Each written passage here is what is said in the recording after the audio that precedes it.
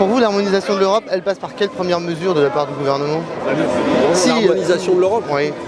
Pour s'en sortir, il faudrait harmoniser l'Europe ou il faudrait sortir de l'Europe pour vous? Je crois qu'il faudrait harmoniser l'Europe, notamment sur les salaires. Oui. Il faut aller vers une harmonisation sociale sur les salaires et sur les protections sociales pour tirer tout le monde vers le haut. Parce que c'est ce qui permet... C'est ce qui permet sinon au patron de jouer la concurrence en tirant toujours vers le bas. D'ailleurs, on nous parle de la concurrence avec l'Allemagne, mais l'Allemagne a tiré ses coûts salariaux vers le bas en précarisant une partie croissante des salariés allemands parce qu'il n'y a pas de SMIC en Allemagne. Et les syndicats allemands demandent la création d'un salaire minimum en Allemagne. Pourquoi on n'entend pas tout ça dans la presse? Pourquoi est-ce qu'on entend toujours le mirifique, la gloire de l'économie allemande, la réussite des conservateurs anglais, alors qu'en Angleterre c'est aussi une belle crise? On n'entend jamais ça dans les autres médias. Parce qu'on ne nous donne pas assez la parole et que beaucoup des propriétaires des médias et des grands médias privés font partie de ceux qui défendent ce système-là. Mais je pense que sur l'Allemagne, la vérité va peu à peu se faire jour parce qu'on voit maintenant des systèmes, la fragilité du prétendu modèle allemand est en train de se révéler. Et je crois qu'il faudrait faire connaître effectivement l'existence de ce très grand nombre de salariés allemands qui ont été tirés vers le bas dans les dernières années et pour montrer la réalité de ce à quoi conduit la crise, pas seulement dans les pays du Sud, mais aussi dans l'ensemble des pays européens et les pays du Nord de l'Europe. Pour une harmonisation du droit social et même du droit économique, il faut aussi que les cultures se rejoignent au moins sur certaines bases. Mais je crois qu'il y a une grande culture commune en Europe sur la solidarité, parce que justement, je crois que c'est pour ça qu'il ne faut pas déserter le terrain européen. C'est parce qu'il y a en Europe beaucoup de salariés qui aspirent à une Europe de la solidarité et une Europe de la fraternité qui cesse de mettre les uns et les autres en concurrence en permanence. Donc il ne faut pas déserter ce terrain-là, mais il faut opposer à l'Union européenne actuelle basée sur la concurrence et sur l'ultralibéralisme une Europe des peuples, une Europe des travailleurs, une Europe du progrès social. On se souvient de la directive Bolkestein. Est-ce qu'il ne faudrait pas maintenant en reparler pour l'enlever? Parce que maintenant... Mais c'est de ce dont nous parlons, en tout cas en ce qui nous concerne en permanence. Vous savez, je travaille beaucoup à la présidence du parti de la gauche européenne pour aller vers des convergences sociales à l'échelle de l'Europe. Et je pense que maintenant, la convergence syndicale, on le voit aujourd'hui, elle est en train de se construire. Il faut aller au-delà, il faut à la fois cette convergence syndicale, la convergence de ces efforts-là et de ceux des forces de gauche alternatives, Syriza en Grèce, le Front de gauche en France, Die Linke en Allemagne, la gauche unie en Espagne, les forces politiques de gauche qui sont mobilisées au Portugal. Il faut que tout ce monde travaille ensemble.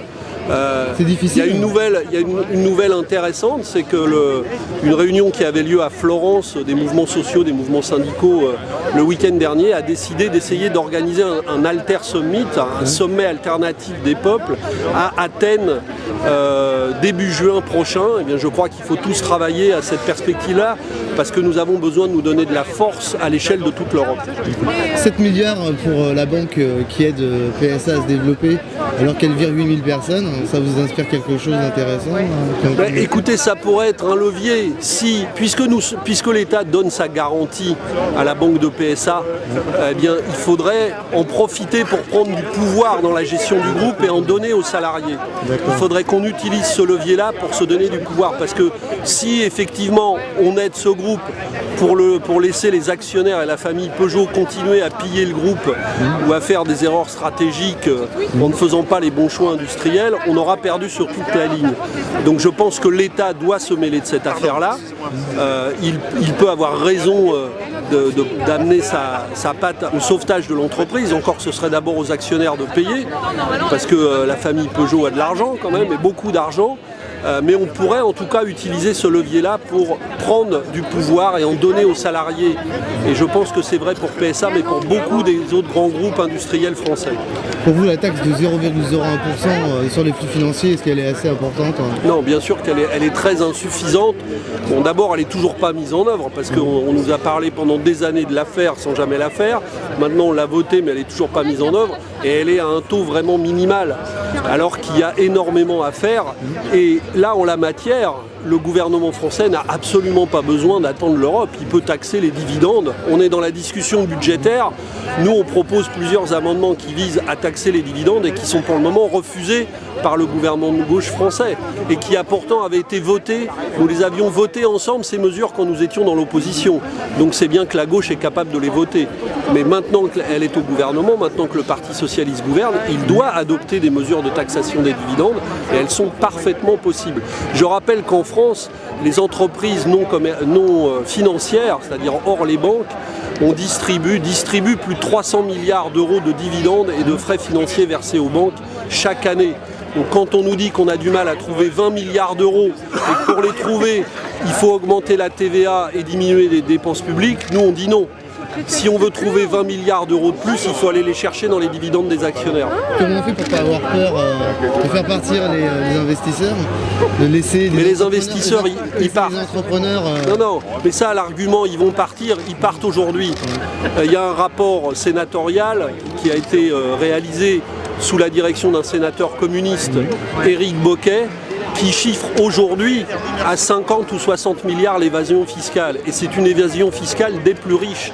Donc plus on leur donne de privilèges et plus ils les utilisent pour emmener leur argent ailleurs. Donc nous dire que parce qu'on abaisse les taux, ils vont arrêter de partir, c'est exactement le contraire qui se passe. C'est plus on leur donne ça et ils prennent ça.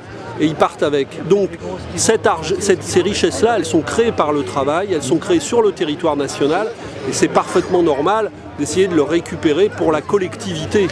Et si on n'arrive pas à le faire avec les patrons tels qu'ils sont, on n'a qu'à donner davantage de pouvoir aux salariés dans les entreprises. D'ailleurs, ce que devrait faire la gauche, c'est adopter le plus vite possible une loi sur les nouveaux droits des travailleurs. Et il faudrait donner davantage de pouvoir aux salariés dans les entreprises, notamment sur l'utilisation des richesses créées, pour changer le rapport entre ce qui est donné au salaire et ce qui est donné au profit et aux dividendes. On n'entend plus des mesures sur le plafonnement des salaires en ce moment, c'est parti, allez, à volo. Non mais écoutez, nous on essaye de continuer à porter toutes les mesures qui sont les nôtres, on se bat pied à pied pour ça, mais ce qui est certain, c'est que maintenant, si on veut qu'elle soit entendue, parce qu'on voit bien la situation, si on laisse la politique gouvernementale se faire au rythme des pressions du MEDEF et du pression des 98 patrons et après des pigeons et de je ne sais qui encore, on n'y arrivera pas. Donc il faut maintenant que les gens qui ont voulu le changement, qui ont voulu chasser à juste titre Sarkozy, il faut qu'ils reprennent la parole sur les choix politiques. Et c'est ce qui se passe aujourd'hui et c'est ce qui doit se passer dans le pays dans les mois à venir. Il faut maintenant que ceux qui ont permis le changement se mobilisent pour l'imposer. Les mesures sur le logement qui partent, pareil, qui ne passent pas au gouvernement, qui sont recalées. Celles-là, pourtant Dieu sait si je suis critique, mais celles-là ont été adoptées par le Parlement, le renforcement de la loi SRU, pour une raison un peu technique. Elles ont été rejetées par le Conseil constitutionnel, mais je pense que la loi va repasser d'ici la fin de l'année. Elle sera applicable et elle permettra d'avoir des nouveaux outils pour obliger les communes qui ne veulent pas construire du logement social à le faire. Et le blocage, donc sur ce plan-là, au moins sur ce plan-là, on va un petit peu avancer. Et le blocage sur les subventions pour la réfraction des immeubles, toutes ces mesures-là, qu'est-ce que vous en pensez? Est-ce que ça vous donne envie de... Non, mais globalement, sur beaucoup de sujets, par exemple sur la précarité énergétique, sur tout ça, on ne met pas assez de moyens. En fait, il y a deux caps possibles. Celui du gouvernement actuel qui dit il faut faire des restrictions parce que la priorité c'est la réduction de l'endettement et puis comme ça on va s'en sortir dans 2, dans 3 ans.